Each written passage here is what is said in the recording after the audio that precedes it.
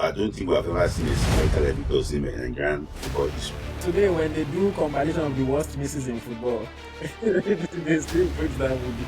If you hear the way people talk about Obafemi Martins because of nostalgia, they will tell you that he dominated Syria. You will not know he scored only 28 Syria goals. It's so funny. 3 and 4 class in NPFL. Welcome to another edition of ET Ranks. We are going to be ranking the best, the greatest Nigerian attackers, forwards of all time. It's like comparing 4 different types of Rolls Royces. Like I said, it was difficult.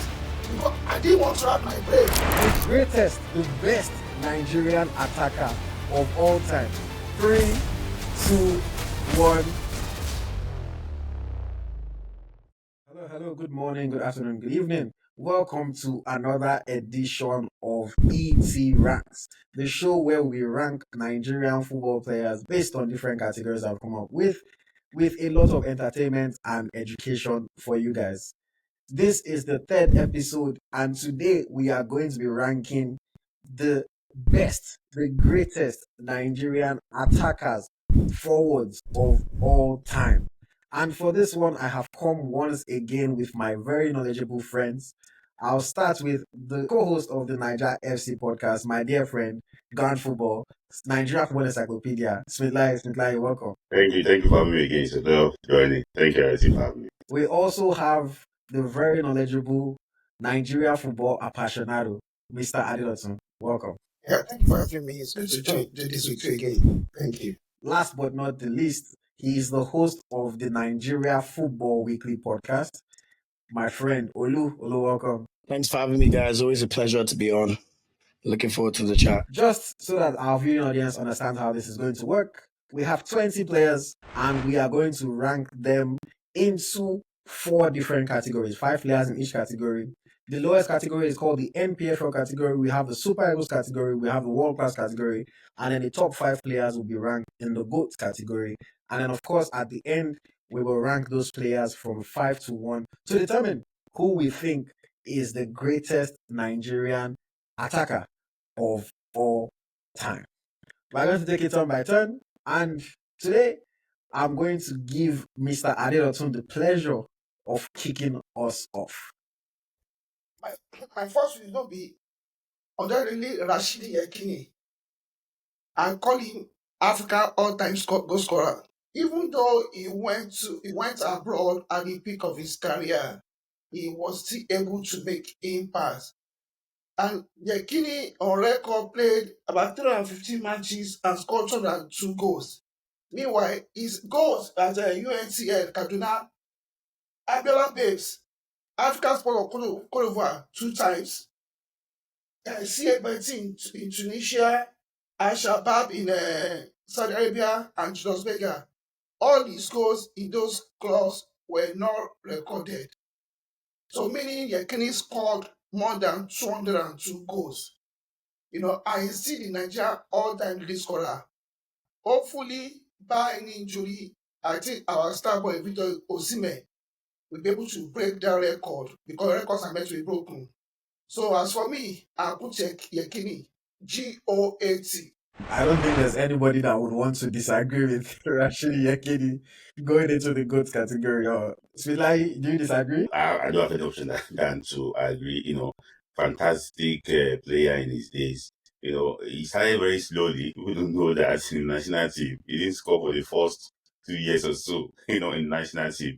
Before everything kickstart, started when he scored 1985 or so, towards the end of 85, the World Cup qualifier, Mexico 86 World Cup qualifier. So fantastic personality. I remember growing up, when the commentator then said, Yekini, go is next. So, and when they want to describe a particular player, a good striker, then they say, he's Rashidi Yekini on the pitch. So to tell you, how good the guy actually was, and one thing that he will be known for is his bullet shots, anywhere. And we don't have that in this current, in this Super Eagles. So for me, I have to agree with the good category. Yekini, he didn't play the Champions League, he didn't play in those leagues, but I can tell you that, if we have him in this current Super Eagles, we're not talking about, Wala Eagles.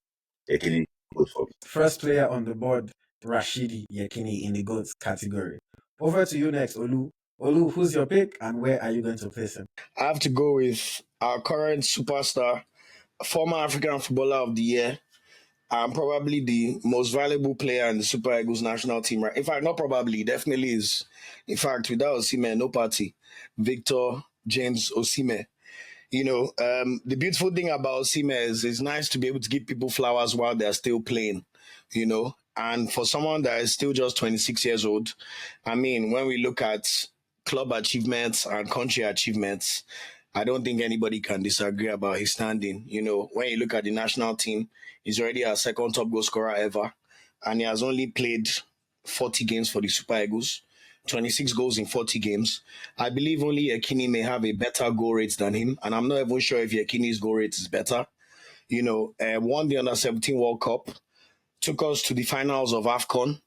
I would argue that without Osimhen, we definitely go out much earlier, And then when you look at his club performances so far, won the Scudetto, the first Nigerian player since Mikel Obi, or no, Victor Moses, so to speak, to have won a top five league title. And he's the first one that was the main protagonist of the reason why the team won the title. As I always mention, I went to Naples to watch when he won that title. And my brothers, if you told me Italians would like a black man like that, I would have called you a liar. So for all this, everything he has done, we expect him to move to the Premier League this summer, and we expect him to continue to hit heights for the Super Eagles. I think he could go down. He has a chance of being the greatest ever Super Eagle, depending on what he can do in terms of winning an AFCON and taking us to the World Cup and see what we can do there. But the biggest praise I can give Osimhen is if Victor Osimhen is on the pitch, I don't believe as Nigerians will be scared of any opponent. Brazil, Argentina. So Victor Osimhen has to go in the GOAT category, even though his career is currently still going on for what he has achieved for the Super Eagles. So, do you disagree or agree with Victor Osimhen GOAT? I have to agree with the GOAT category. For me, I think Victor Osimhen. Well, I don't think we have ever seen a striker like Victor Osimhen in Nigerian football history. Everybody don't disagree with me. Victor Osimhen is an animal. Despite what we praise Yekini, Victor Osimhen is a different type of player to Rashidi Yekini.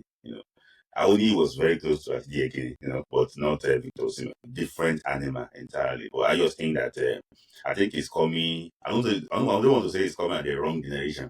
It's coming at the right generation because the current players, the current set of players, I don't think that really actually what helping matters. I think if Victor Osimhen was there, probably during the AFCON 2006, in Egypt, have been champions then. In AFCON 2004 in Tunisia, have been champions then. But unfortunately, unfortunately for him, he's playing with, I don't want to mention their name, currently now. I don't want to mention the content creators currently now, but I just wish he can actually watch. For me, it's going to be in that good category too. Victor Osimhen GOAT. So now we have two players in GOAT. Smith, who's your pick and where are you going to place him? I have to go for a player that I think was better than Rashidi Yekini. But unfortunately, the Jackpot syndrome in the early 80s took this player early from Nigeria. Is Thompson Usiyen. It's late now. If you go and check his records, despite that the one they recorded for him in Google, it was like maybe monkey post. He was scoring around 20 something goals, and but when he was, at this, it was in this indoor thing they were doing in America. They were scoring like no man's business. When he was in Nigeria, then in 1976, his debut. 1976, it was Sunday Ujeriqua that was the striker there in 74 African games. But they were doing Shakara, so they went for this young Thompson Usiyen. And if you ask the late Christian Chiku, they asked him that he said that Usiyen was better than Yekini.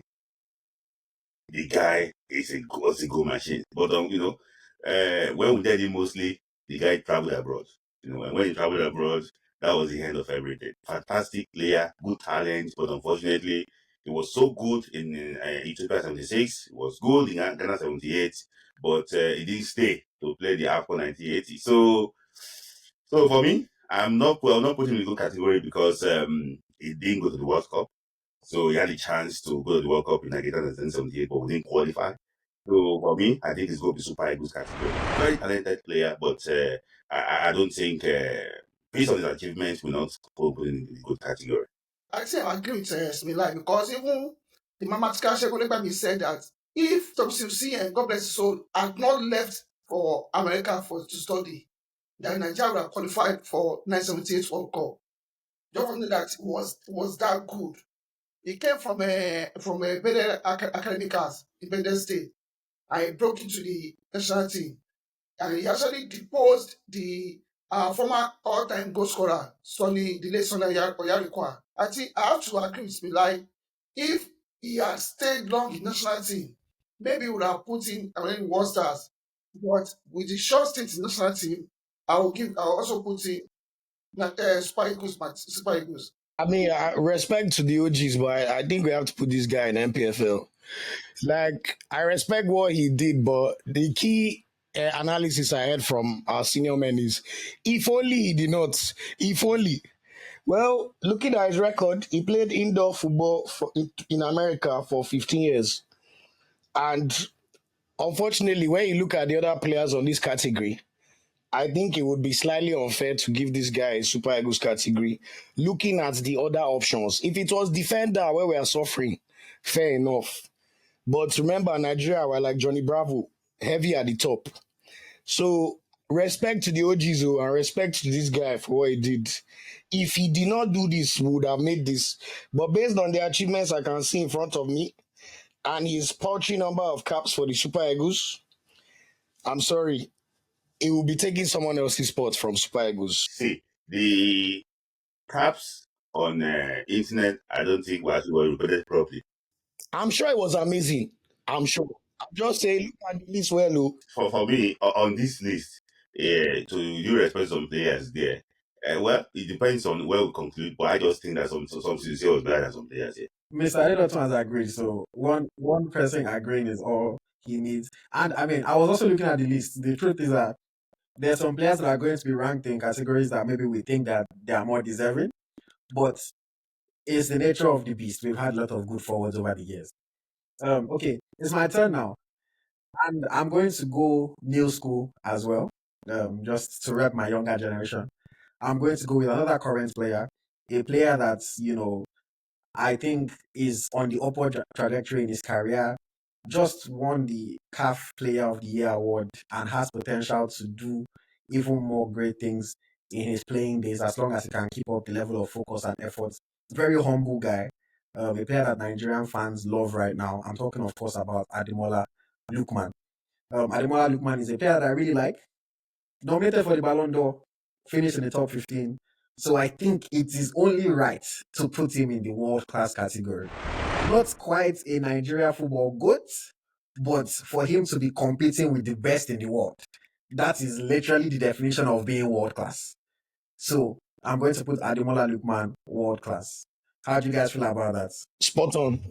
I think as his career goes, he could end up as a GOAT, but I think world class for now, definitely. And he's definitely one of the people that gives me hope for our floundering national team alongside Victor. A player that was heavily criticized when he started for Nigeria, but unfortunately for him now, he's actually one of the best players in the combat. But looking at this team again, if you look at there's some names here, and you know that if you are putting Lookman in the world class category, what about the former Barcelona, winger, we get there, we get there, we get there, we get there.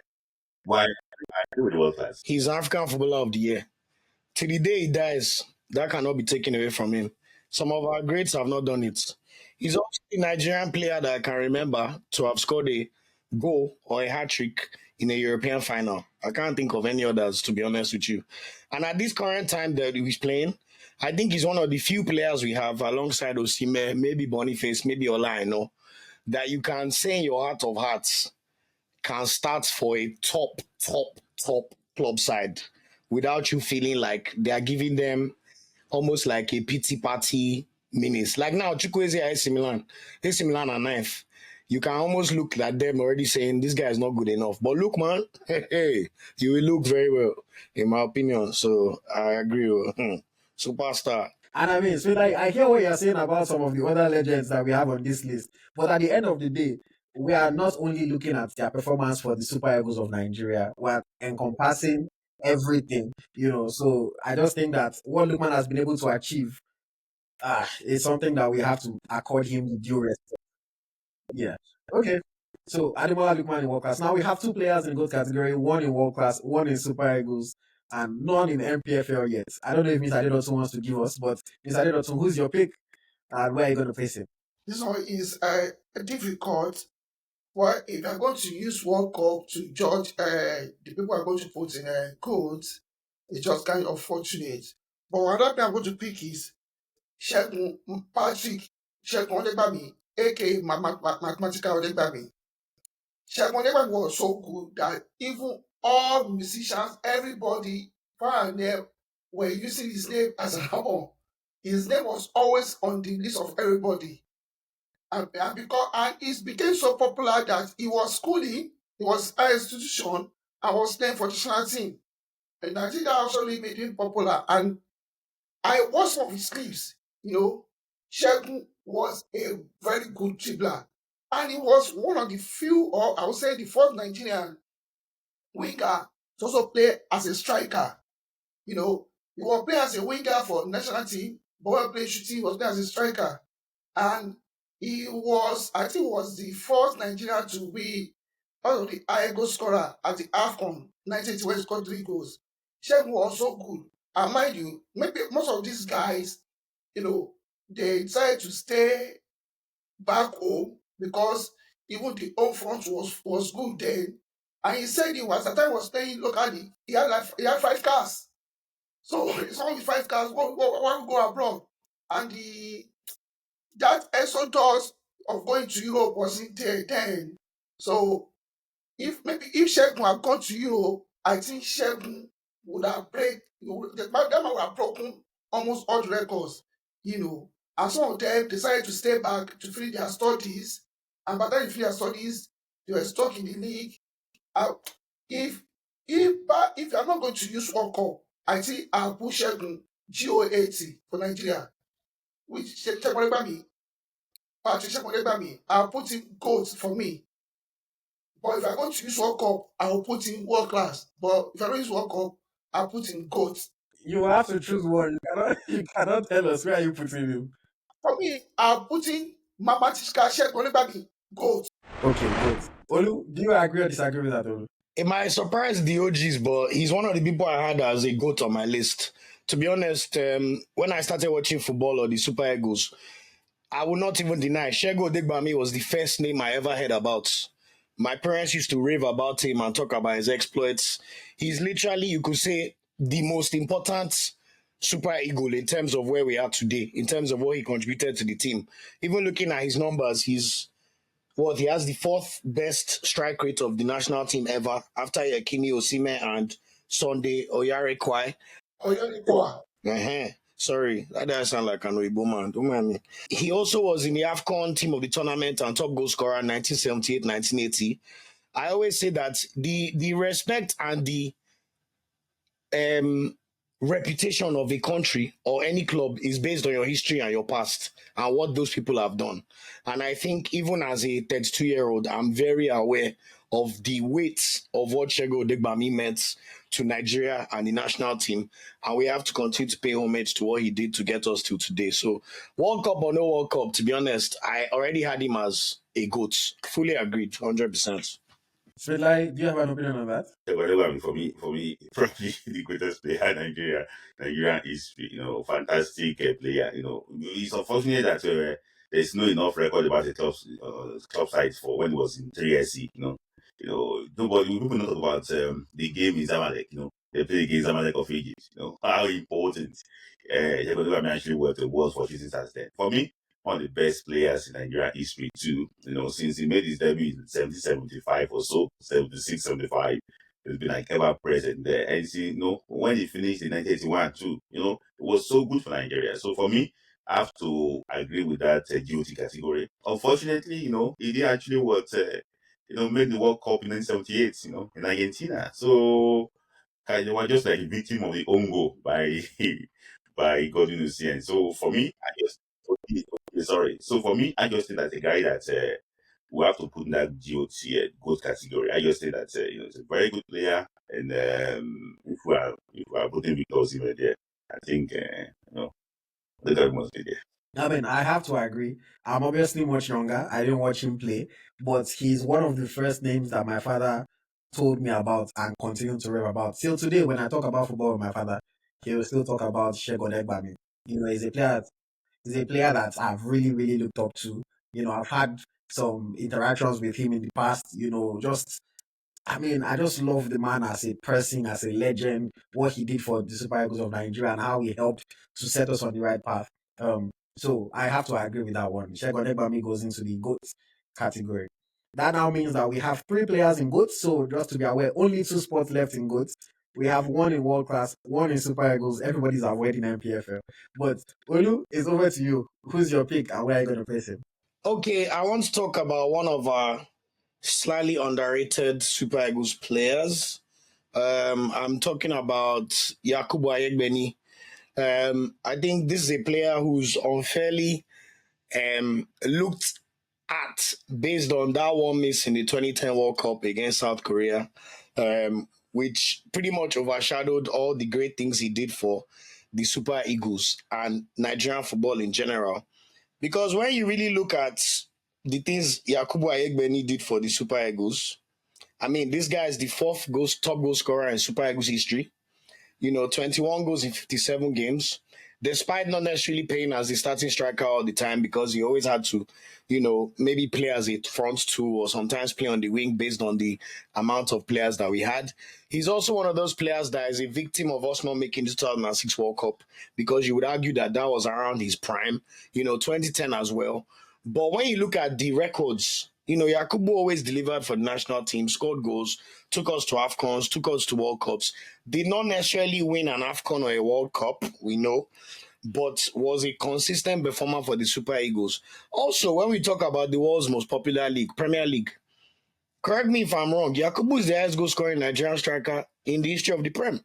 I think he's only a few goals off 100 Premier League goals. This is how much of a bagsman Yakubu used to be. I remember that his Middlesbrough, Portsmouth, Blackburn spell.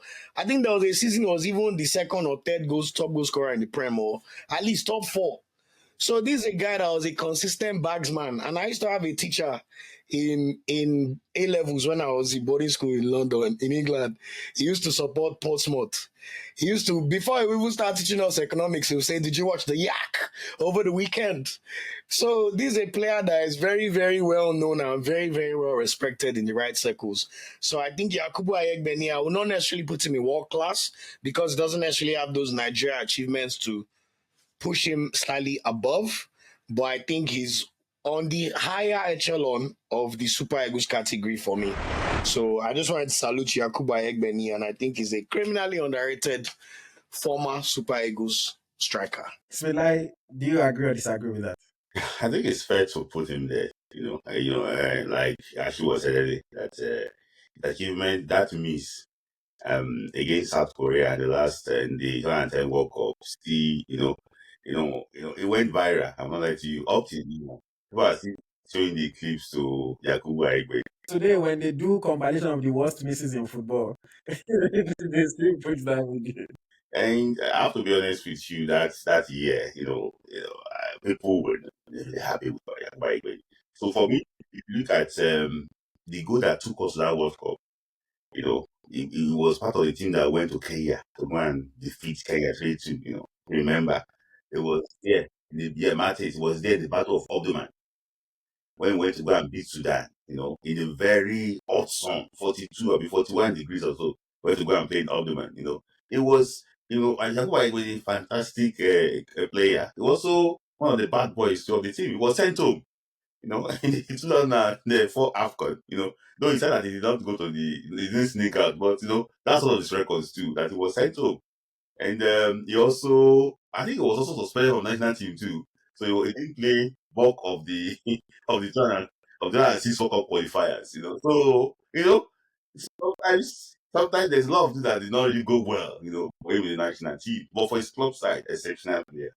Jack, one of the best finishers in for Everton and also for Portsmouth. But until he joined Coventry, I think Coventry was working on him. So For me, I think rightly Super Eagles category. It's unfair to put him on the NPFL Super Eagles category. I think for me, Yak is one of those players that if I had my way, I would try to push him to world class. But when I go through the list again and I see some of the other senior men that are on the list, I'm just thinking that it's going to be hard to really put him ahead of them because some of these players had, fantastic careers for the Super Eagles and also at club level as well. So like Olu said, he's on that upper echelon of the Super Eagles category, but just because we're ranking, and it's not a bad thing because we're ranking the top 20, so I'll agree and put him in the Super Eagles category. Okay, we now have three goats, one world class, two Super Eagles. Smedlai, it's your turn. Who's your pick and where would you place him? I'm going for a player that I love so much. I call him the killer. And if you ask Joe Bonfrey today, he will tell you, I just smiling, he will tell you that his name is the killer. That's the man Amuneke, the current coach of Atlant FC. For me, he's a player that, if you want to win games, turn to Emmanuel Amuneke. When we won the AFCON 94, he played his first game in the final and he scored against Zambia. He scored in the first game for Nigeria World Cup too, against Bulgaria. I lived in Bulgaria. He was a former African player of the year. He played for Zamalek FC. When Zamalek was Zamalek, he won bronze in Cairo 1991 African Games. It was for me. He played for Barca. It's not like someone of you Nigerians actually was playing. One teammate of Pep Guardiola. He played for Sporting Lisbon. A player that injury was already unfair. To him. For me, I have to, if not because of his limited caps for Super Eagles. I will have pushed him to the world class, to the what's it called, to the gold category. But he's going to be in the world class for me. I was referring to when I mentioned Lookman, I was like, Amuneke. Because, if you look at the decisive moments, when we won the Olympic gold medal in Atlanta, it was Amuneke that finished Argentina. So, he's always the man for the big occasion for the national team. So I would have loved to put him in the good category. You guys can push him up.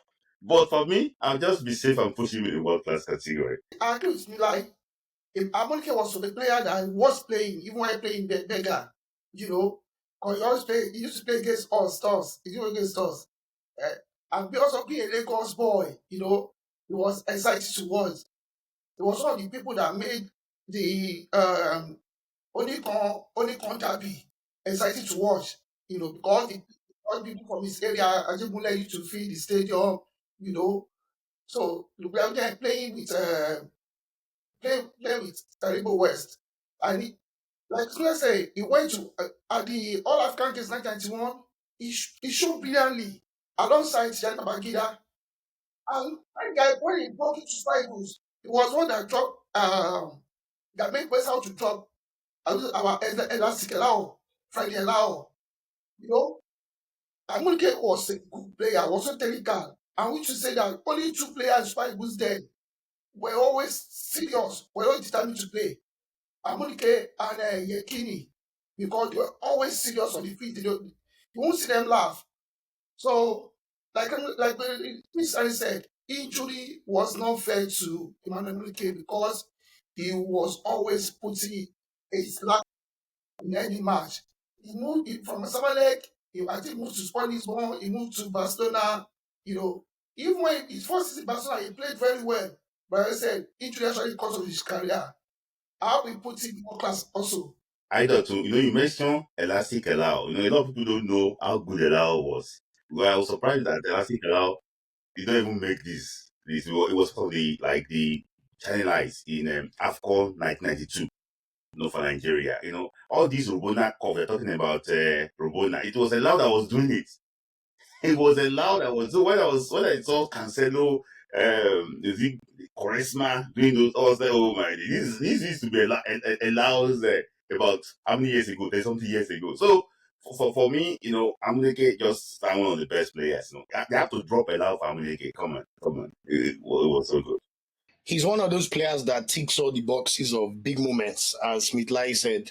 The only documentary I've seen that you can find on the major streaming platforms about the Super Eagles 96. I don't know if anybody's seen that.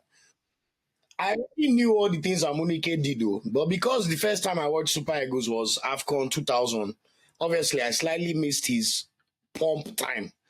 But man, I was very aware of Amunike winning African Footballer of the Year in 1994, scoring the winning goals against Zambia in the 1994 AFCON.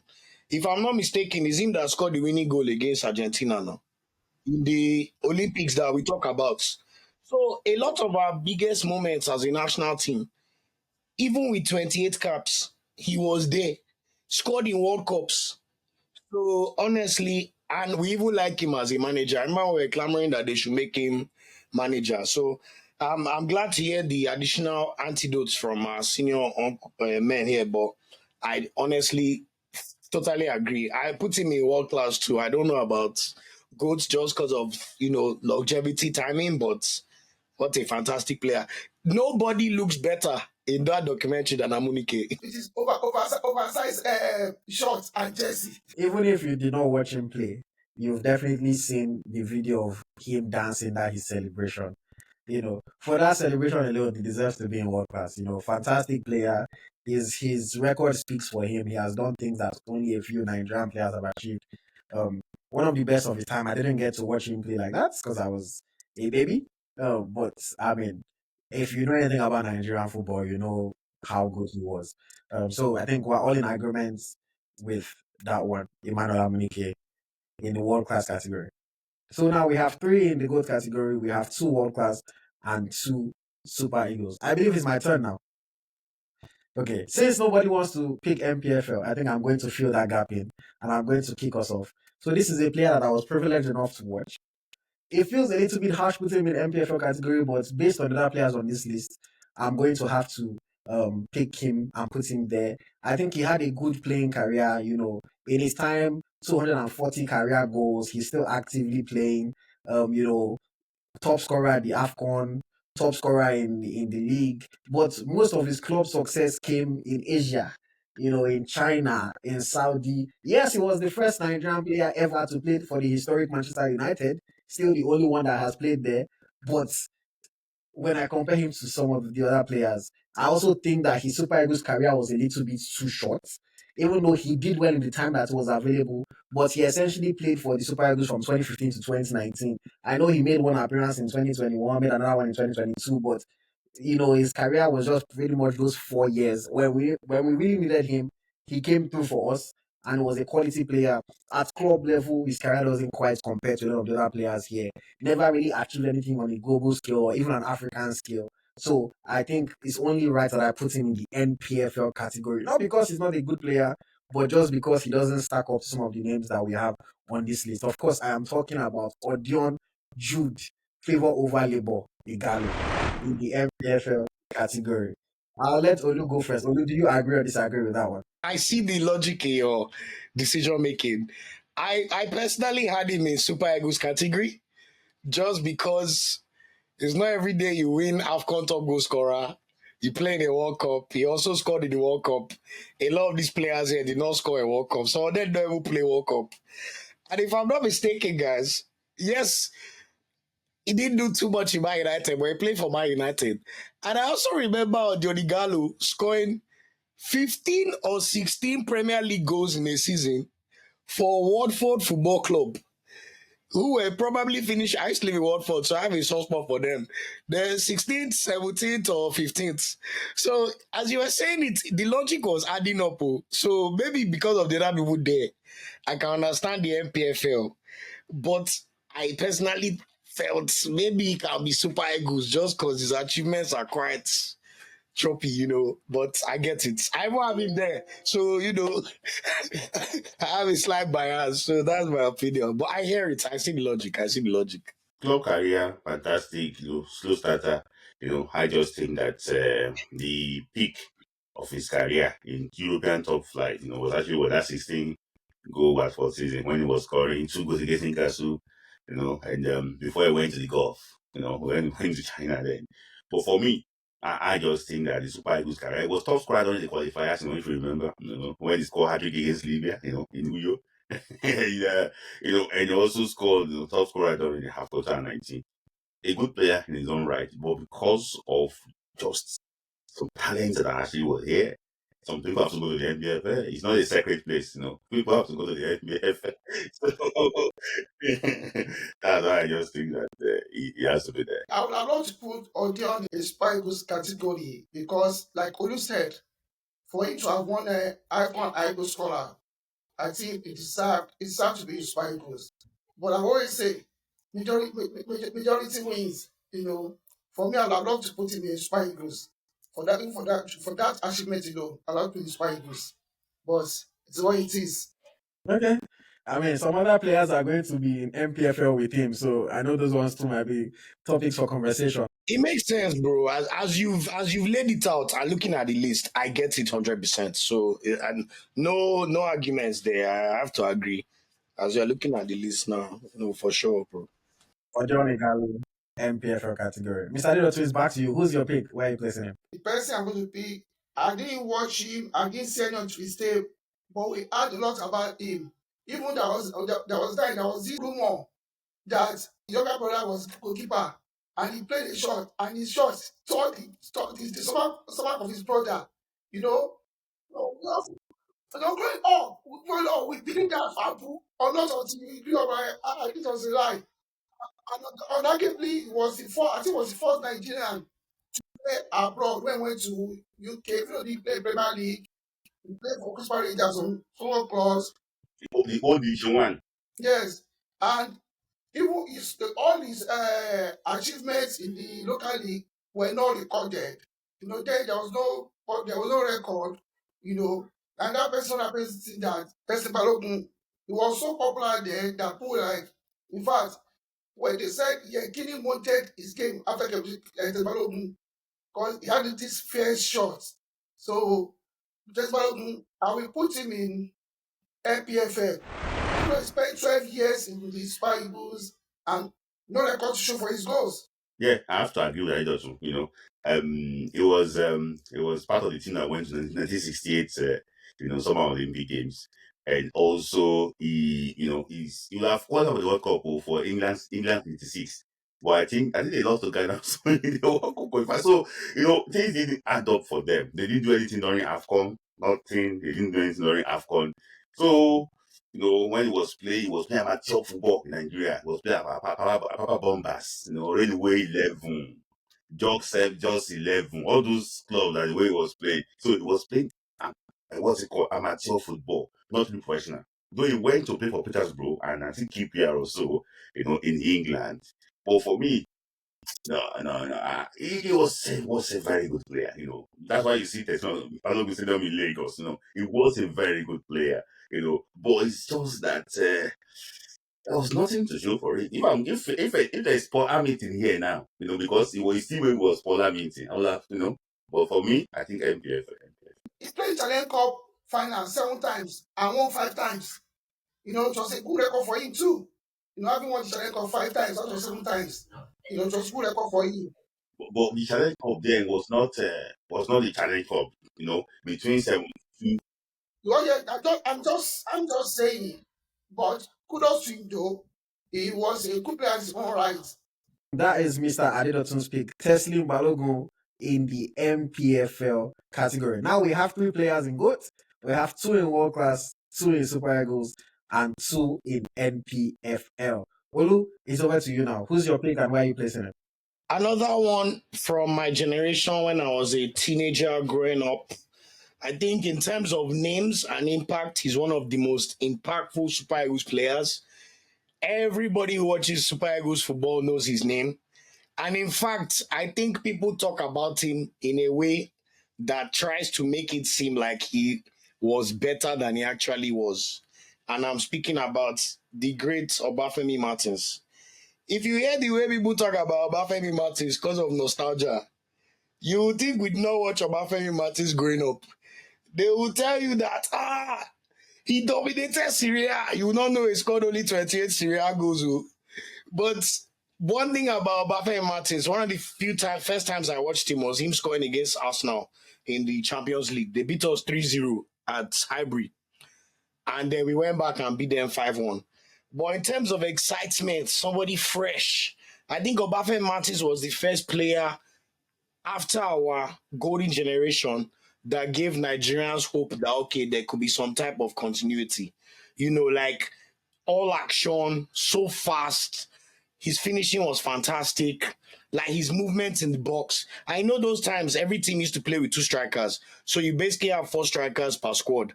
And to break into that Inter Milan team, yes, they might not have been as good as AC Milan or Juve at that time.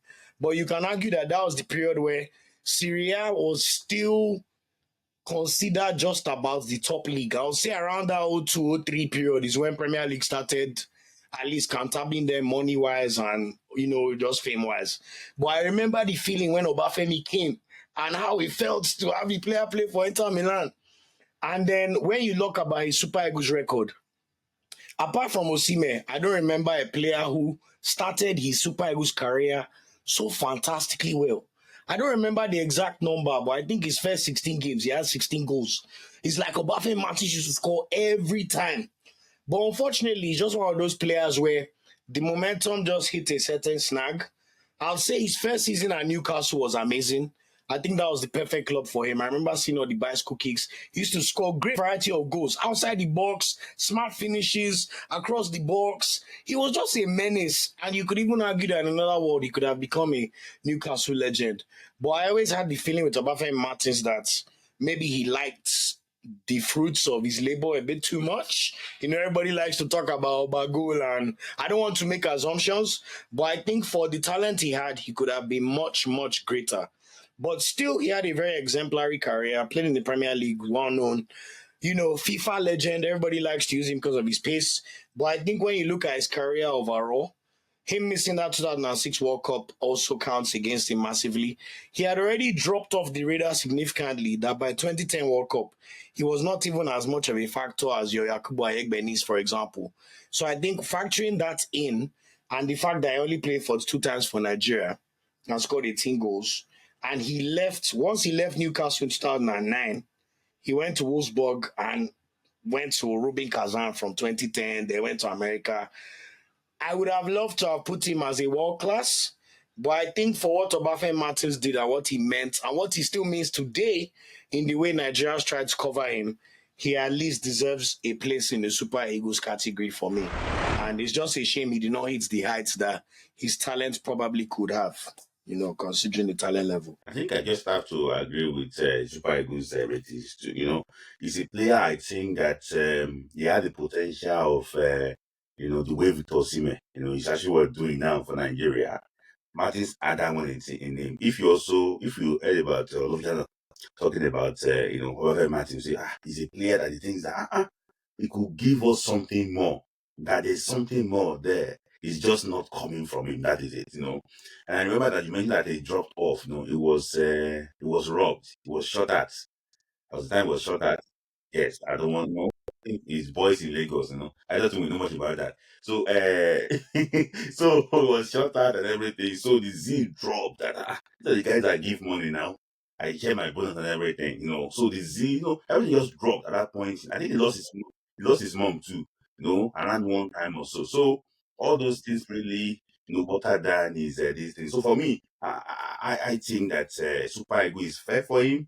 Also in Nigeria, it was meant to light up the AFCON 2006, but it was Obina and suffer that eventually, eventually, he did during that AFCON. So there was Ghana 2008. He didn't do well in Ghana 2008 too. Even when they brought him to what's it called, the World Cup 9 and 10. He already played for Wolfsburg. I remember, I think he was playing with Zeko Gravite. Go graffiti. Gravite at that time, in 2010 Wolfsburg, because he didn't have this front line. He just won the league then. Well, he also won the Bundesliga. So they had this Gravite, this Brazilian, and Zeko up front then. So, for me, I just think that he didn't really do well for Nigeria. He scored some good goals for Nigeria, but for me, I just think that there was really nothing to show for it. There is no better example to show to the current Super Eagles to explain what your legacy could be tainted by missing a World Cup than Obafemi Martins in 2006. Can you guys imagine if him and Okocha and them went to that 06 World Cup? even Odewingi, Utaka, like. But when you miss that World Cup, all of a sudden your cycle is 8 years. And then now we've missed since 2018, so we're looking at 12 years. So all these players right now, they have to be very careful the way they will be remembered, or even given jobs or opportunities, even within the NFF or their club sides or whatever it is. It can be affected significantly by your legacy in the World Cups or World Cups. And also, the front line of Agawa Martins then, you know, the energy in that front line was crazy. Let me just add to this. Aki, no, Aki was actually a boy that played for me in a competition some time ago, many years ago, before he became well known. The boy I knew, and he has always been a power play footballer. He used to put, like what we say on the street, Kusibe. He's a player that used to put body in the football, everything. I wish actually committed to his injuries. If not for injuries, I think Akin would have gone further than the way he was. I expected a lot from him too, but Akin was always injured. I can liken him to Emmanuel Amunike. He was a determined player, was always ready. And mind you, be a Lagos boy too, when that thing happened, it was remember there was a boss and mishap that happened that caught fire along relay, and it was the flame, the smoke that killed his mom, At a point in time, I'm saying it's offline. He felt betrayed that, and nothing happened. He lost his zeal. He lost his zeal because of what happened to him. He was shot at by armed robbers. Not long ago, he lost his mom. He lost his elder brother. I think a lot happened to him that actually dropped his zeal. I would have loved to put him in anything. Let me just say, higher Super Eagles. Okay, that's that on Obafemi Martins. Like, is he okay? Yeah. Okay, go on. I have to go for this player. He's a player that is now a pundit. He's now a pundit. And some people like to hate him. He's a player that is not a talk. He will talk and he will call a spade a spade. When it was during his football, when he was playing, he called the Prince of Monaco. That called Nusa Ikpeba. A lot of people don't really know how good Ikpeba was. When they ask Arsene Wenger, that which player can you sign that if you can sign to this Arsenal team, you can bring. He said that Victor Osimhen, that if the form that he was in AS Monaco, you can get it back, you will bring him to Arsenal to tell you how good Victor Osimhen was. If you listen to the podcast, one of the podcasts with Segun Odegbami said that anytime Victor Osimhen, try and move the ball to the right and want to wind the ball, say they will stand up. It's because it's a goal. That is it. That's how clinical Victor Osimhen was. And he's a player that he didn't really achieve much for Nigeria, but he was there. That 98 World Cup, that was his World Cup. I remember his scoring against Bulgaria in the second game. We won 1-0. It was actually there. But it was a victim of this political struggle. When Nigeria was banned from not playing in the 96 AFCON and also 98 AFCON. If Nigeria had played in that 96 AFCON, I'd be hearing more. Maybe I've won that AFCON in South Africa. And also even when they won, and they won the one in Burkina Faso. So for me, I just think that's a fantastic player. He was a very, very good player. I think that he might not be doing enough to be in a good category. For me, I'm just like, it was the former African player of the year, too. And it's going to be unfair to drop African player of the year to Super Eagles category. Since we are taking African player of the year as world class, so I'm going to put Victor Ikpeba as in a world class category. I just think that it's fair to put him there. Though, guys, don't remember the penalty miss in 2000 AFCON. I just think that I just think that it's fair enough to put him as a world class player in Nigeria. I have to agree with that. Not quite GOAT just because there are some other players that maybe are more deserving than he is. But what he did for his club, AS Monaco, cannot be understated.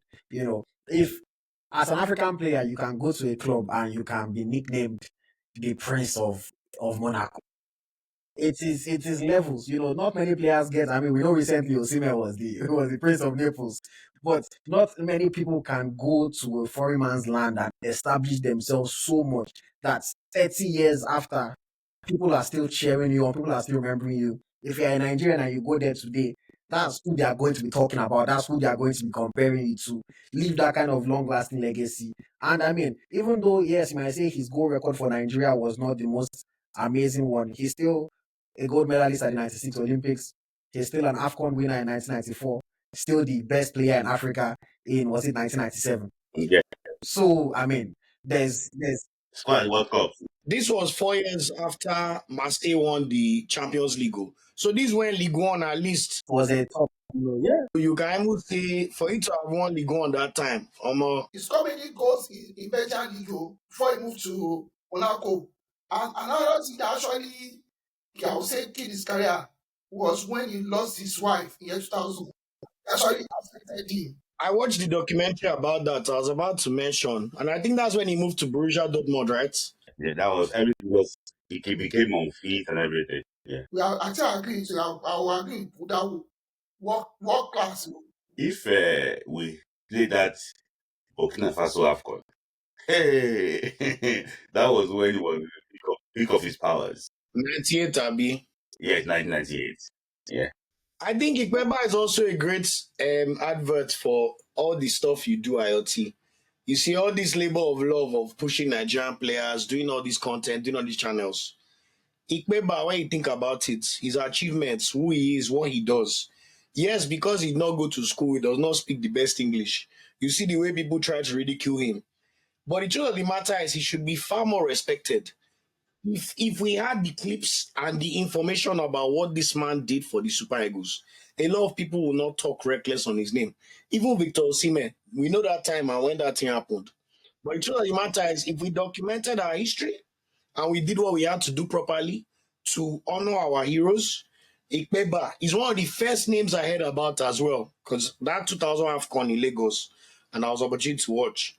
Nah, boy, amazing footballer. Just a shame that we haven't archived enough to give them the due diligence and praise they deserve. But shout out to you. That's what you're here for. And also, we're trying small, shot. amazing, amazing. Victor Ikpeba goes into the world class category. So now we have 3 players in GOAT, 3 in world class, 3 in Super Eagles, and 2 in NPFL. We're almost there. We're almost there. It's my pick now. I'm going to go with a player that's at club level.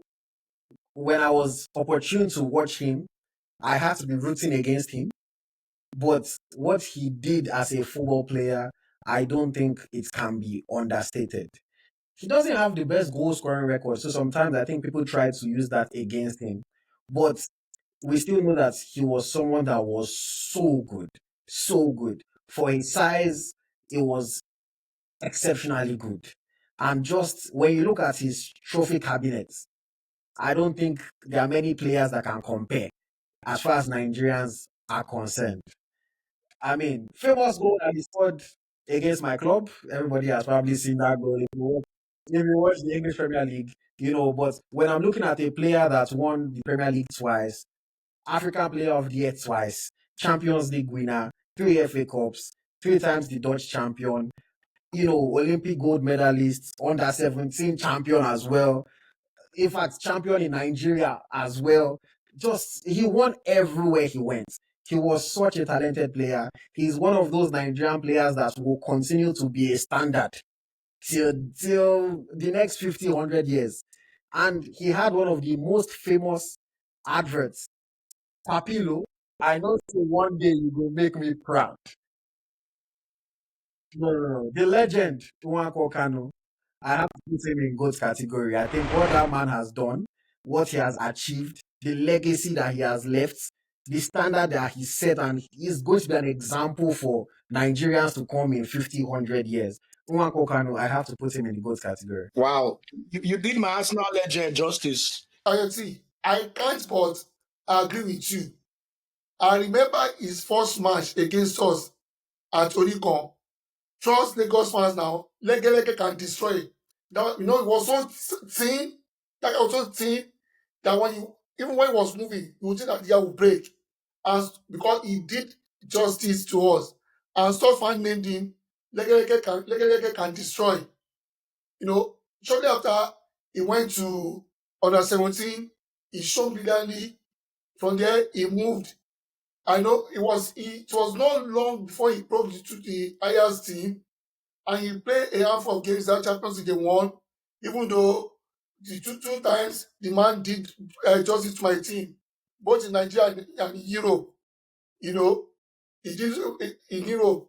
In the final, he also played well, even though he didn't score, he didn't play, but he won a Champions League against my club, 1995. I can't but agree with you.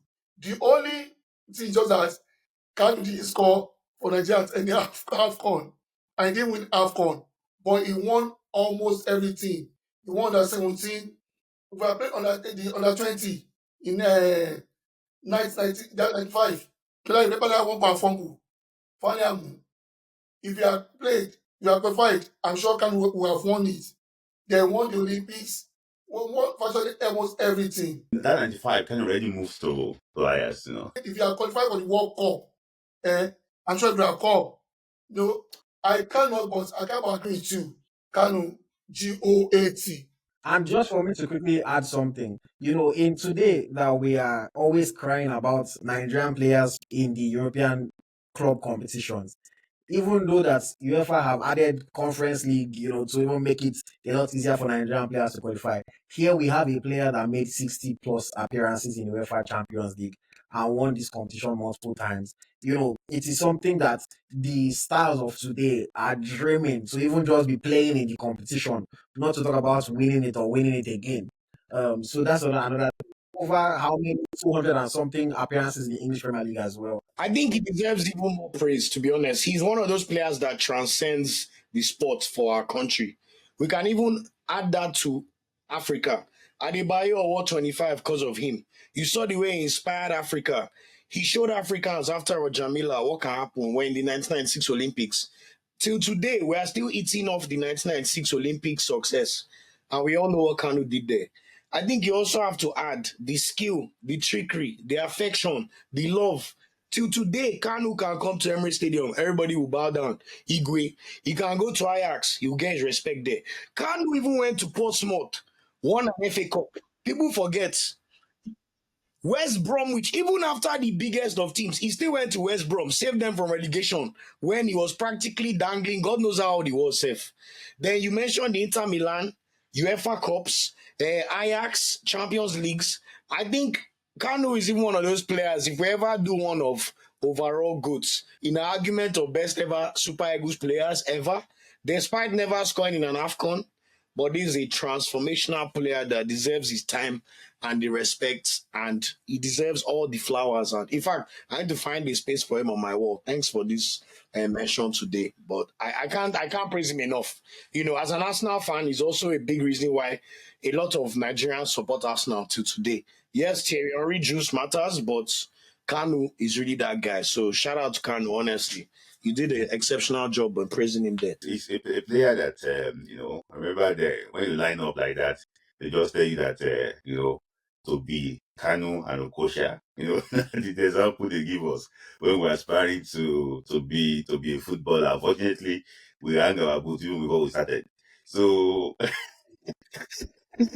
so it was, Kanu was a genius player, 'cause, if the game, for example, now, we say that game changer is Super Eagles.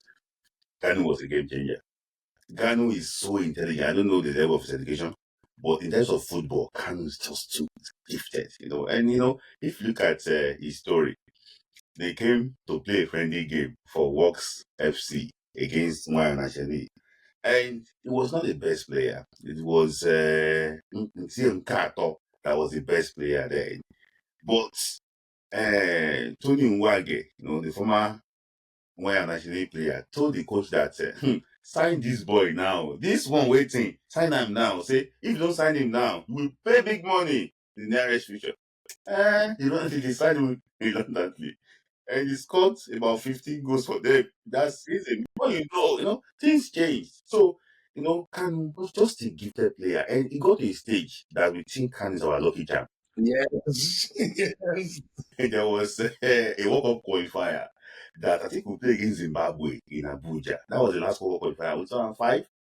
They gave Kanu the armband. It wasn't meant to play, but we leave it out so that maybe luck will smile on us. Maybe Angola will drop points in Kigali against Rwanda and Nigeria qualify. But it was just like it's our lucky charm. If Kanu is in the team, Nigeria go win. That was how important Kanu was. It wasn't 100% fit. We took him to the battle of Obdoma. He was there. He said, I couldn't train. Sun is too auto. But the late classification asked him to jog. Yeah, 20 minutes late. 20 minutes to the end of the game. He warmed up, danced around, created opportunities. We kind of was just like, if not, we still rank our all-time top score, best players. For me, kind of fits that good category. I don't want to mention when he left Ajax, he was signed with Ronaldo to Inter Milan. The Olympic triumph. The everything. Everything. Those things that Wasn't he like top 10 Ballon d'Or? yeah, yes, now it was one step. So it was just too good. If you look at his goals in highest, it was Champions League winner, a boy coming from one Nashani, Champions League winner. That's why I said that, it was, The type of goals yeah, on its own. the type of goal, in the penalty we won against Nigeria's Lega in 2002 AFCON. Hope was lost then, he came on, he dribbled Lami Diata on the touchline, they fell in. I was like, oh, and it felt like a pack of cards, I was just, yes, Kano was, I don't want to say much, I agree with you. Kano is a good category. Mhm. I mean, let's just forget about the AFCON 2000 final, but everything else, everything else was exciting. And to what Olu was referencing earlier, I think for me, I just look at Kanu with the work that I do in terms of athletes branding. He's one of those players that I just wish had done more with his personal brand when he was a football player or even just shortly after his playing career, because see how we speak so glowingly of him and what he was able to do and the legend that he is in all these different parts of the world. If only he had really worked on his personal branding. Kanu is supposed to be making hundreds of millions until the day he dies, just based on who he was as a football player. But he did not package himself well enough, to continue to have that kind of off the field impact. I really wish he did, because fantastic, fantastic player. Like I said, I had to root against him, but it's one of those players that even though you might not necessarily be supporting, you cannot doubt their greatness. You cannot doubt their quality. You just be smiling as you're vexing. But fantastic, fantastic player. We spent God knows like maybe 10 minutes just talking about how good Deserves it. He deserve him. He deserve him. Paul Kanu was. But yes, fantastic one. So now we have 4 players in GOAT. Only one more spot left in the GOAT category. We have 3 players in World Class. We have 3 players in the Super Eagles category, and then we have 2 in MPFL. So it's back to you, Mr. Littleton. Who's your pick and where are you placing him? I'm going to be Ahmed Musa, our all-time leading scorer at World Cup. And imagine he scored against almighty Argentina. Even though club-wise, he didn't really achieve much. Apart from when he was in Velo, I think he played well in CSK Moscow. I really achieved much. But when it comes to national team, Musa was there. He served Nigeria. Remember, we played under 20, he was there. And when he brought to Super Eagles, Musa served the country wholeheartedly. Not until recent that he has refused to retire from the national team. I would have loved to put Musa in GOAT, but his refusal, to bow out when the ovation was loud, we made me to drop into world class. He should know he was the league highest goal scorer when it was the Kanu Pillars before he moved abroad. And all his plus apart from the other clubs he played, I think he only did well in Velo and CSK Moscow. When he was in Premiership, he didn't really live up to expectation. But because of his commitment to national team, because of his achievement to national team, AFCON winner, and for the fact that he's our all-time league goal scorer at the World Cup, I will give him, I'll just put him, then put him in Super Eagles. And I love to put him higher than that, but because he refused to bow out, then we put him in Super Eagles. Okay, so Mr. Adeotun is putting Ahmed Musa in Super Eagles category. Olu, do you agree or disagree with that one? Do you know so funny? Me personally, I initially had Musa in the GOAT category. I will even lie to you. But I thought Mr. Adeotun would say at least world class. I fully agree on everything about his club career. I think massively underwhelming when you think about it. CSK was good, but then when he made that move to Leicester, I remember I played a friendly against Barcelona, scored twice. We were even thinking, Musa is ready for Premo. And he just came. I was just an absolute useless player in club football. You can just say his club career is a write-off. I also agree what you said, Mr. Dido, that the last few years have to count for something. I hate players that cannot bow out magnanimously. Like your career is failing. They are moving you up and down to different Saudi play. Even Saudi said they don't want you. You now come back to NPFL and make it seem like you're doing the league a favor. Meanwhile, nobody in Europe wants you. Like, who are you kidding? Like, Ahmed Musa has been finished as a footballer for the past 4 years. His last 20 caps for Nigeria are all just, oh, I'm the skipper, senior man. You want to still feel like you're somebody who's important. So that has to detract. But make no mistake about it, when we talk about actions for the Super Eagles, he's still the uptime appearance maker. And we have to say for at least a period of almost 10 years, Ahmed Musa served the Super Eagles with distinction. Won the AFCON with what you call one of our weaker teams. Obviously him and Emenike Moses 3-man step. But when you look at some of the other people in the team, you can't say he's as strong as some of our other teams or even this team we have now. But the thing that I think counts in Musa's favor the most, that World Cup fearlessness. For a country like Nigeria, if we look at our World Cup record, it's actually pretty poor. It's not too bad when we consider we've gone to 6 and we've made it out of the group stage 3 times. But when you look at the number of games we've won, I think in our entire history, we've won like 5 or 6 World Cup games ever. It's really poor. We have to be honest. But Ahmed Musa is one player that played for Nigerian World Cups like he didn't give a damn who our opponents are. And like you said, Mr. Dido, to those 2 goals against Argentina, 2014, I was even living in Australia. I used to watch that match at like 3 a.m. I was in school doing my exchange here from England. And then those 2 goals against Iceland. I don't know about you guys. Apart from maybe the day we won AFCON in 2013, based on my age, I have not felt as much joy watching the Super Eagles as I felt that day. He scored those 2 goals against Iceland. And with this our fine jersey that sold out, that we had to go and be looking for black markets. I had to go to Nike to beg them to release shirts. I think for what Musa did for the national team, and especially with the AFCON and the World Cup goals, he deserves to at least be put in world class just based on those achievements. So me, I will slightly disagree just because that World Cup is the biggest stage. A lot of these are players, they don't even smell one goal in World Cup, talk less of playing. But Musa, he said, don't worry, you will know my name.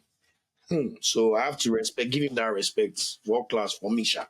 So, like, do you agree or disagree with Mr. Adeotun? Sometimes when you have so many positives and negatives are now trying to cancel out the positive. Oh, well, have been so good. If I'm just finish the AFCON 2019 and say, guys, so your 10th or unity.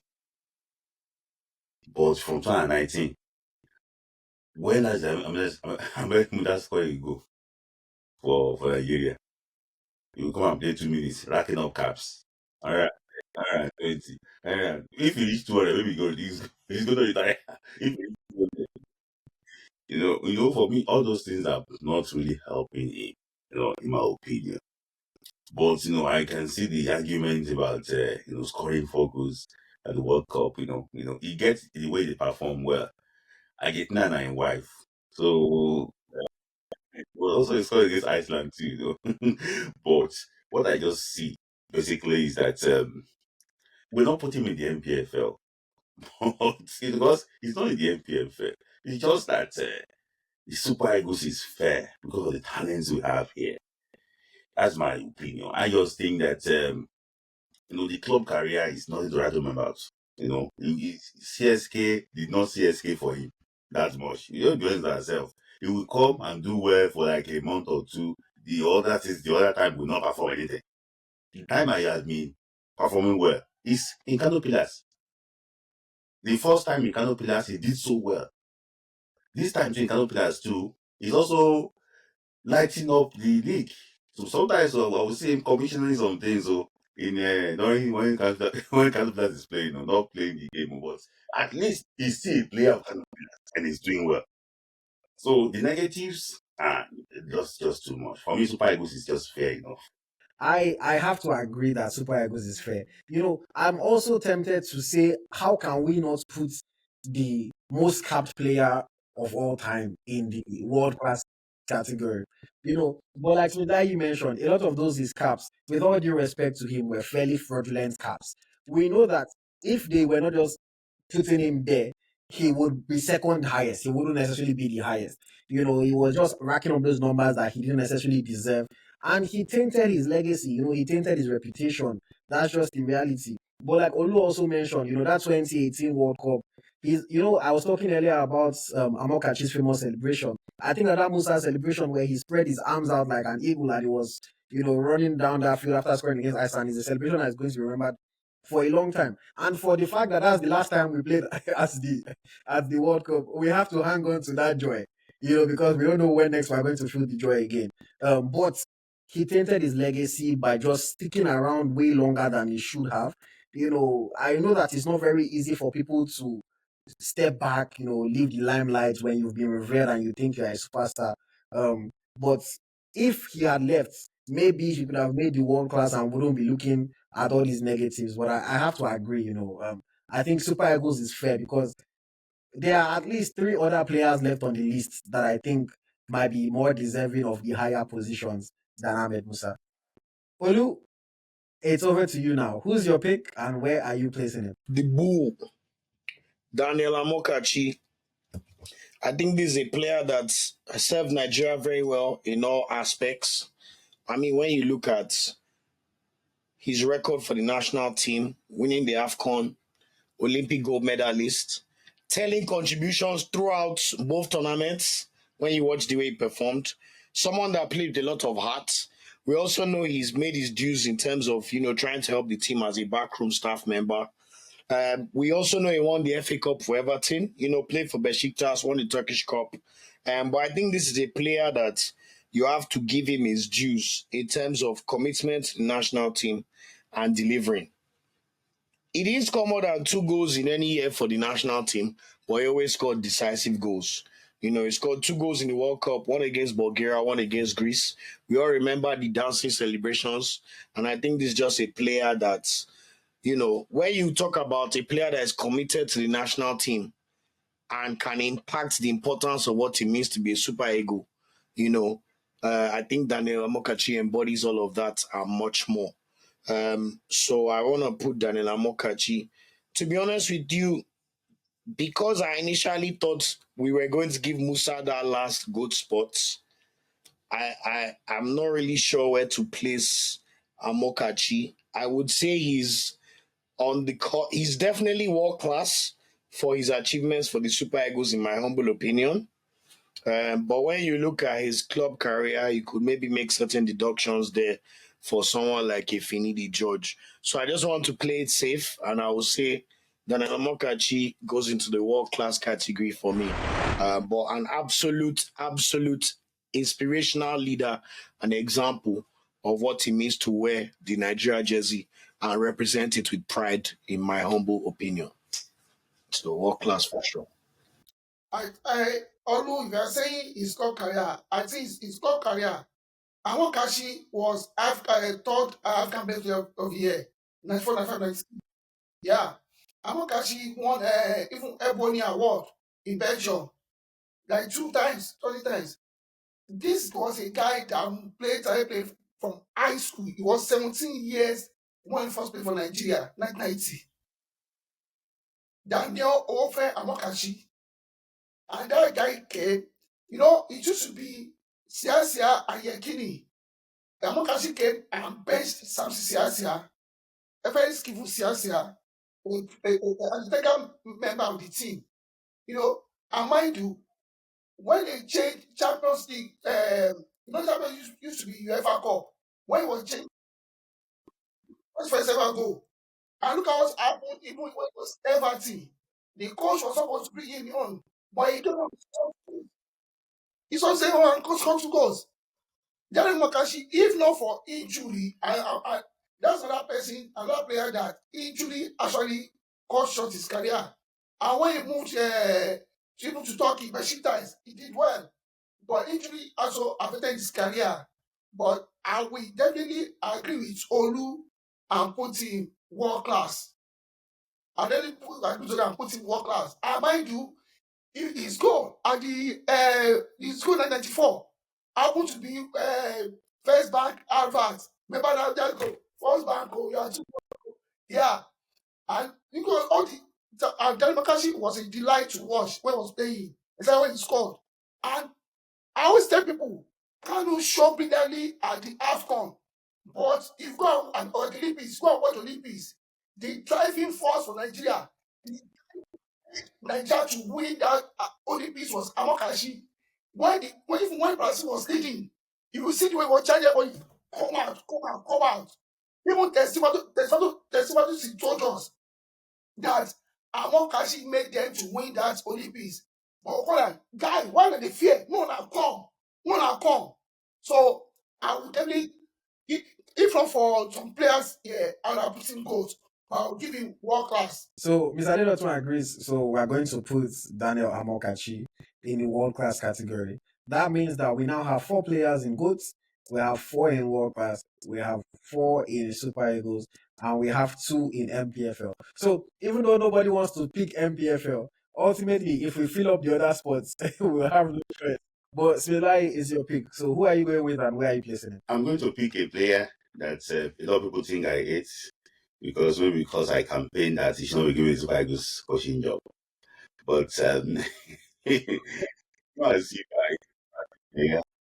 I love him as a player, but it's just that I don't really agree with his coaching philosophy.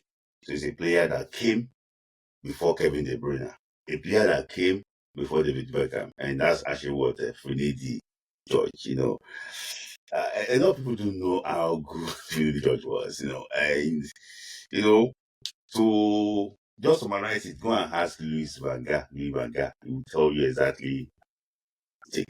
This guy was a player that left, was it Calabaru that there, although was Sharks. Yes, he left for the trial. He hires in a big club and he passed the trial directly. He went there to win the Champions League, for what's it called? I think there was a game that he had like 4 assists or so, I don't, but he during 92, they brought him in and it was just assisted. Phil just can play as a central midfielder, can also play up front, as a winger. They call him the antidote, the way he actually was plays. See, when they were trying to cross, if you remember that time, when they were trying to cross to the coin, they put a coin in the 18, they were crossing from the right.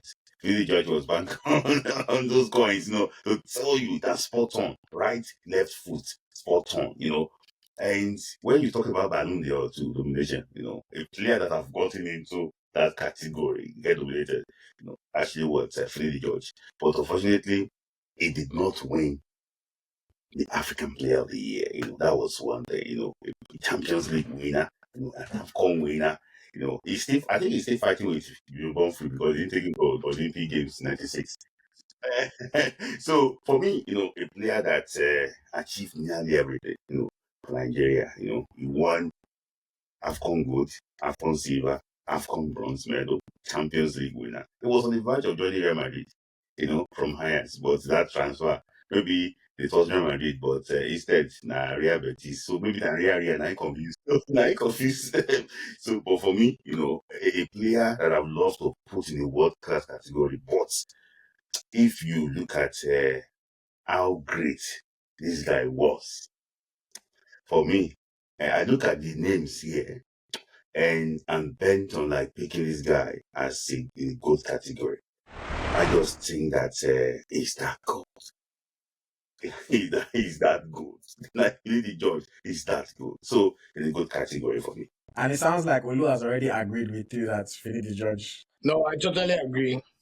I think the logic makes sense. Sorry, go ahead, Mr. Didotu. Sorry, you can't but agree. Even when he lost his brother, that man, Rangers was stars in Ibadan.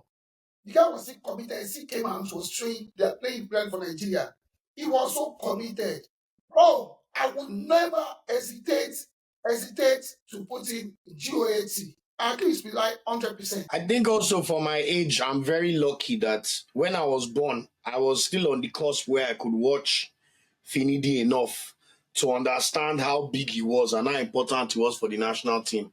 So I definitely agree. I saw the clips of Ajax time, but I was also lucky enough to still watch him at least from 2000 to 2002. So based on the other names here and the discussions, I have to fully agree. I think it's a shame what he has allowed his stubbornness to do to his legacy, but like we've also said, if we document things well, this is a player that people should be bowing down to his feet whenever they see him. Just amazing, amazing, amazing, amazing player. You know. Finidi George rounding off the GOAT category. That category is full now. We have one more spot in world class. We have one more spot in Super Eagles, and then the rest of the players will have to fall in the NPFL category. Okay, it is my turn. It is my turn.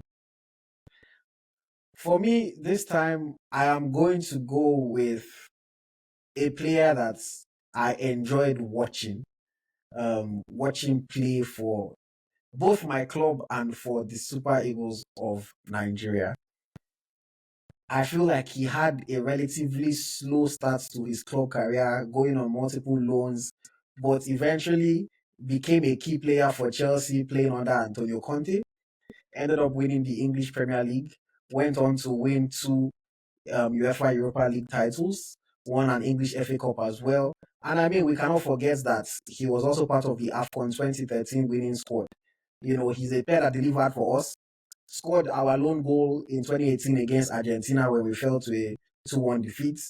Scored goals for us in World Cup qualifying. I remember, I think, the game that we beat Algeria 3-1, I think he scored 2 goals in that game. I remember him scoring against Cameroon as well. A player that's left his mark. And, speaking about players that did not know when to leave, I feel like he's a guy that did his job and then said, I've served and now I'm going to pack my bags and I'm going to do my thing. Before he went on any kind of downward trajectory or downward slope, he left when the ovation was high. He served his time and he left for the new boys to come and take the place. Unfortunately, the new boys couldn't quite live up to the expectation that they were supposed to, but he left at the right time. Now, of course, I'm talking about Victor Moses. The only dilemma that I've been having in my head is where exactly I want to place him. Both is field up, so that's my option. I was looking at world class and I'm thinking, that last spot, maybe I shouldn't be disrespectful to somebody else. I need to leave that last spot of world class open for one of our legends who is still left unpicked. So with a heavy heart, I'm going to put Victor Moses in Super Eagles category and give him that last spot in Super Eagles category. I don't want him to fall quite to MPFL, even though I was debating between him and another legend. Because if I don't pick him for MPFL, that legend I think is going to have to fall there. But I think we'll have to deal with that one.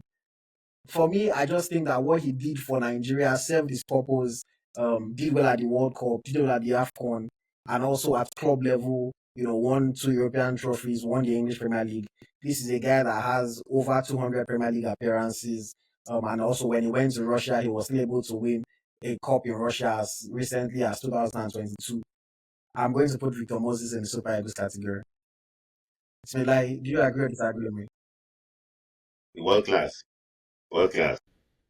Oh no, my own is MPFL personally, but that's sentiments. I think out of every player on this list, Victor Moses showed the least commitment to the Nigerian national team, in my humble opinion. I like the way you dressed it up. That Chelsea bias is fantastic. IoT said he left the national team at the right time. He left Nigeria after the World Cup when he was 28 years old. After not playing for us, he was 22. Victor Moses, in my opinion, is the fantastic example of the opposite of Lookman. Someone that is a good opportunist, looks out for himself, and once he's tired of dealing with the wahala, which fair enough, there's wahala, but I don't ever feel he was truly, truly committed to the Super Eagles like that. And maybe it's just me being sentimental because the way he left us after that World Cup, he wore the fine jersey. Now say he's leaving. It left a terrible taste in my mouth. And now he's now in this weird space where he still wants Nigerians to remember him because he's no longer anybody. He plays for Luton, who are just about relegated or may survive. And he's wishing that people remember the good moments. But people remember how you made them feel. And the way he left very abruptly, in my opinion, as what has clouded his legacy for the national team, in my humble opinion. But maybe this is me just being a salty Arsenal fan as well. But for me, I think compared to the other names on the list, like Babangida or Siasia, I don't think there's any way we can put Moses ahead of them. Even though he did win an AFCON and he was part of the 2014 World Cup squad that made the second round. But commitment wise, there was just something about the way he used to play for, or it doesn't, never felt like it was truly 100% for us like that. But maybe I'm just being a slight hater. The issue is that he played for Nigeria, and Victor Moses' issue is not something you can discuss openly, like because of how the whole thing enter England. So we don't want to go into that. But everything must be tight before he could play for Nigeria there. And when they asked him in a recent BBC interview, that why did you play for Nigeria?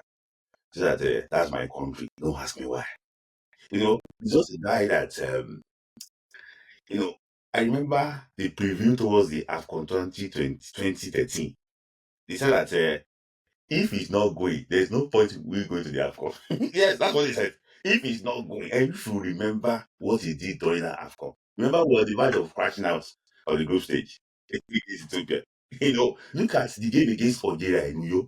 He took Algeria to the cleaners. Qualified with the World Cup in 2018. If you remember, he took Algeria to the cleaners. Even as he said Musa's goal against Iceland. The only time was when he was off form. The World Cup 2014. He was off form because of his club issue. He also had Premier League winning medal. He played for Inter Milan. He played for Liverpool.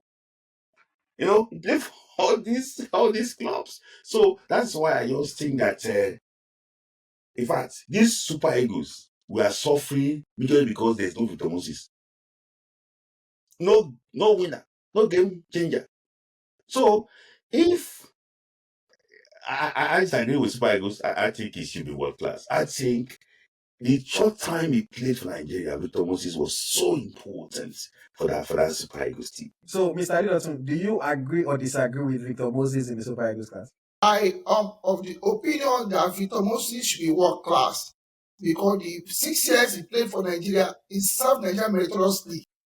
I look at his club records, club records from Chelsea, played Liverpool, played Inter Milan, and the guy did well. So putting him in NPFL, I think I'm sorry to say, that's not fair enough. Victor Moses should be world class. I said Super Eagles, not MPFL. No, only put him in Super Eagles. What you are disagreeing with is the Super Eagles. Put him in Super Eagles, and I disagree with Olutu. Let's get to MPFL. I think Victor Moses is world class. Majority rules. So since everybody disagreed and Smedlai and Mr. Littleton agreed that he should be in world class, then that means that Victor Moses is going to take our final spot in the world class category. So now, GOAT is full, world class is full. We have 4 players in Super Eagles. So one more spot to be taken in Super Eagles, and everybody else has to fall to MPFL. Okay, Mr. Littleton, coincidentally, it's your turn. Who's your pick, and who are you going with? Adokie Amasimeka. Why I will go for Adokie AFCON winner 1980, a very good left-footed player, So he was part of those that 70s to 80, 1980 squad, and these were guys that were in school. This I studied law. So I get in school and they were playing for national team. He played for Rangers. From I think Bobby Boys or he played from Bobby Boys or St. Finbar's, one of those schools there. And then, you know, there's no way we can put him than NPFL because these guys didn't go abroad. Why? Because they didn't want to stop their education for football. So they were playing the league, playing for national team, and still schooling. And he's also served Nigeria meritoriously. So I'll put in Chief Justice Adoke Amasmeka in NPFL. Even though we don't have records of their achievements or the goals they score, everything, but you go and watch the clip of that 1980 AFCON winning, we see how good this man was. So I know, it was not easy then to combine football and education, and this was a guy that did not ordinary course, they did hard courses. So for someone to be doing law and still play for national team and play league, because that it was a joke. So I put in MPFL. All right. Smelai, do you agree or disagree with that? I have to agree with Elodun that it's actually was MPFL. Chief Justice himself, fantastic player in his days, but these were picking the best. And he himself we do justice to this by picking himself in the MPFL. So for me, I think it's going to be the MPFL category. He didn't even take football. He's a talented player, but himself, it was the law that was his major thing. So for me, I think it's just the MPL, but it's fine. It's fair for Chief Justice. That one, we'll move on quickly from that one. Olu, it's over to you now. Who's your pick and where are you placing? I have to mention Osazio Dewingi. Obviously, I'm smiling a little bit because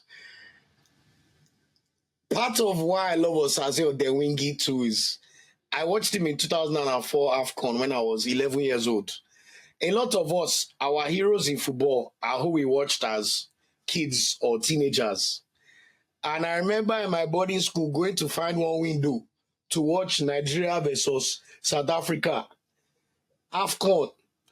And we now saw this light-skinned guy score 2 goals. We say, Osaze, I didn't even know him before that time.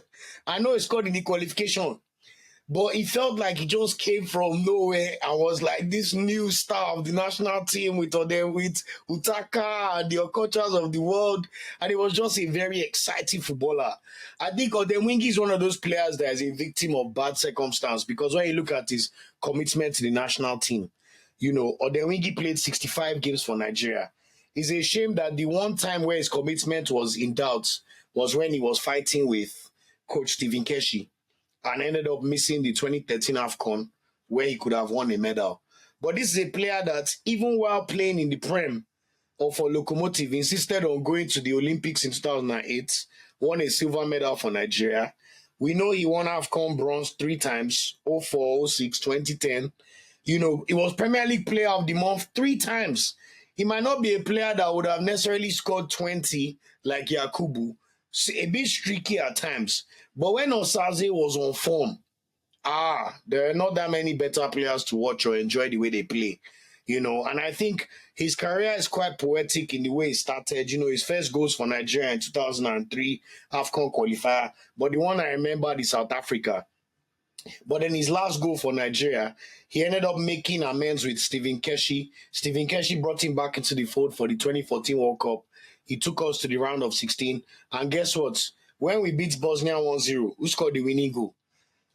Osaze Odemwingie. So me personally, I have a very, very, very, very soft spot for Mr. Osaze. He has even become a professional golfer. Obviously, there's some things he does in his personal life now that seem a bit strange. He's a bit of a conspiracy theorist.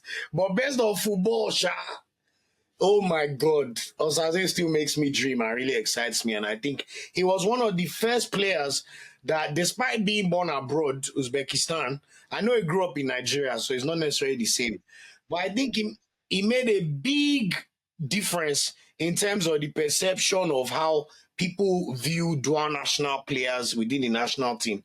And I'm not sure that without Osaze, I'm not sure we'll have the present day situation. We have the Ekongs and the Ainos and the Lukmans and the Iwobis. So I think even for that intangible disposition as well, I have to put Osaze or Demwingi. I know there's people that deserve to be Super Eagles level more than Odewingi, but or is it debatable? But for me, what Osaze did, I want to put him in Super Eagles category. I think NPFL is a bit too low for his delivery for Super Eagles.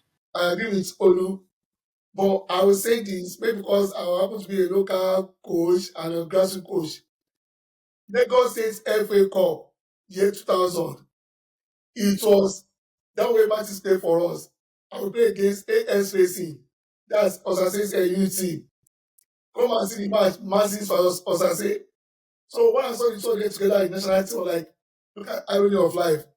You know, he was the guy that knew right from AS Racing. He moved to Insurance of Benin. I would say Osase also served us well, even though he didn't have the luxury of paying for big clubs per se in Europe. I think his commitment to the national team cannot be questioned at all. He served us meritoriously too. I agree with Olu, should be in Super Eagles category. I agree with him. Yeah, he wanted to play for a big club then when he wanted to join QPR. But that's the story for another day. But for me, I also agree with Olu about Spiders category. And I think he made a few Champions League appearances either for Leo or Lokomotiv. Yeah. One of the two. So he still played a few Champions League games too. I just think that it's fair to put him there. I think unfortunately the person is competing with now, have to go to the MPFS sport. So I think maybe it's going to be me and what we're talking about. I thought Since we already have taken up the last Super Eagles spot, both you and Mr. Adidotun agreed with Olu, then there's really nothing that we have to debate anymore. It just means that automatically Samson Siasia and Tijani Babangida are going to take up the last two spots in the MPFL category. I mean, I will just let it be on record that personally, I would have probably put us as in MPFL and put Samson Siasia in Super Eagles. That's what I was thinking about too. That's what I would have done. But you guys have already decided, so I don't really have a say in this anymore. Osade won silver Olympics. 3 AFCON winners in MPFL.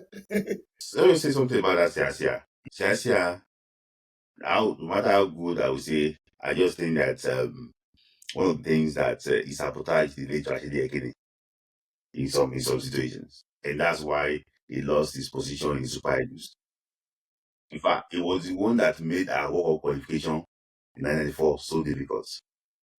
That pass that he wanted to pass to Yekini in Ivory Coast. He said he didn't see Yekini. What staff told him that you need glasses? If you don't see Yekini there, you need glasses in that situation. So for me, very, very good player. It was announced then with this player. I forgot his name. It was announced then. Fantastic player, good guy. But for me, I just think that he should be proud to be in top 20. I also think if you look at Siasia, I also had the same feeling. Like Siasia was part of the golden generation that did all of that work. But in my opinion, when you look at his club career, it doesn't necessarily stack up to Odewingi's. And then when you look at national team career, you can say they're almost equal. Yes, Siasia won AFCON, Odewingi had 3 bronzes, fair enough. And Siasia scored slightly more. But we know that there was a bit more competition during Odewingi's time. Olu, Siasia and Javed Lorami in Nantes. That was a perfect combination too. I also would have maybe put Siasia slightly above, but I think Odewingi, maybe it's recency bias, but my God. Okay, fair enough. I mean, you guys have concluded. So let's move on gradually. We have our complete table now. In MPFL, we have Odion Ighalo, Teslim Balogun, Adoke, Amie Samaka, Samson Siasia, and Tijani Babangida. In Super Eagles, we have Thompson Usiyen, Yakubu Ayegbeni, Obafemi Martins, Ahmed Musa, and Osaze Odemwingi. World class, we have Ademola Lookman, Emmanuel Amunike, Victor Ikpeba, Daniel Amokachi, and Victor Moses.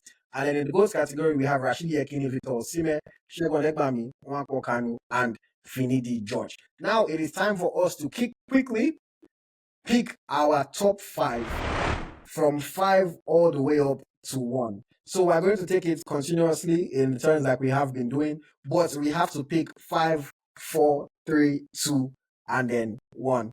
Smelai, is your turn. So amongst those that are in the GOAT category, who would you pick as the number 5 best Nigerian attacker of all time? I have to put Finidi George, as number 5. With due respect to him, I love him so much, as a player. But you're saying that, we don't know where Victor Osimhen is going to get. We don't know where others going to get. But for me, even himself knows that Yekini is above him. He will know that by himself. So for me, I pick Finidi George. Anybody disagree with that? No. No. Okay, so we're all in agreement. Finidi George, number 5. Okay, it's my turn now. At number 4, this one is a little bit tricky. I'm not sure who to pick. My history is not as bright as Smith Lai or Mr. Adedotun, the way they really watched the olden days, but I know what I've heard, I know what I've seen. I also have a bit of recency bias because I like the footballers of today. But I am ultimately going to hope that people agree with my decision here. At number 4, greatest or best Nigerian attacker of all time, I am going to go with Segun Odegbami at number 4. I agree. Yeah, I agree. So everybody's in agreement on that one. Okay. It's like comparing 4 different types of Rolls Royces. Like they're all great, but just quick matches, 5 matches. So no disrespect, but yeah, fair. Okay. Mr. Adedotun, over to you. Who do you have at number 3? It's so hard to. I'll put Amokachi's husband, Papilo Nwankwo, as number 3. I disagree personally. Do you agree or disagree? It's tough. I don't have to pick one. It's tough. It's tough. Well, I have to agree with you. I honestly, personally disagree. I personally disagree. I see. I'm not even saying Kanu is number 1, but with all love for our current superstar Victor Osimhen, I personally think that greatness is defined ultimately by success. I know that Osimhen is on an upward trajectory, one of the best players in the world, but he needs to win. He needs to win for both club and country. Right now, all Osimhen can boast of is that Scudetto with Napoli. And I'm not underplaying it. It was a big achievement. But somebody that won 2 Champions League, that scored all these goals, that played in all these big competitions. So I hope you can reconsider this your ranking, though. Osimhen ahead of him right now. I understand, though. Osimhen being the greatest, but for now, as of today, I disagree. I can't lie. Like I said, it was difficult because I didn't want to wrap my brain. Then I see I couldn't pick one. I don't want to wrap my brain. But if I go to look at even medals too, I think I think I'll let me swap Kanu with Osimhen. Because Osimhen still has the chance to be the greatest. Then put Osimhen number 3. Okay, so Mr. Adedotun has changed his mind. I fully agree. Fully. So Victor Osimhen is at number 3. That means we have Finidi George number 5, Segun Odegbami number 4, Victor Osimhen number 3. And then now we have to choose between Nwankwo Kanu and the goal's father, Rashidi Yekini. Okay, this is how we're going to do this one now. I'm going to count us down from 3 to 1, and then let us all at the same time say who we think the greatest Nigerian attacker of all time is. If we all agree and we name the same person, automatically the person goes into spot 1. But if we don't all say the same name, then we might have to debate it out a little bit. Are you guys ready?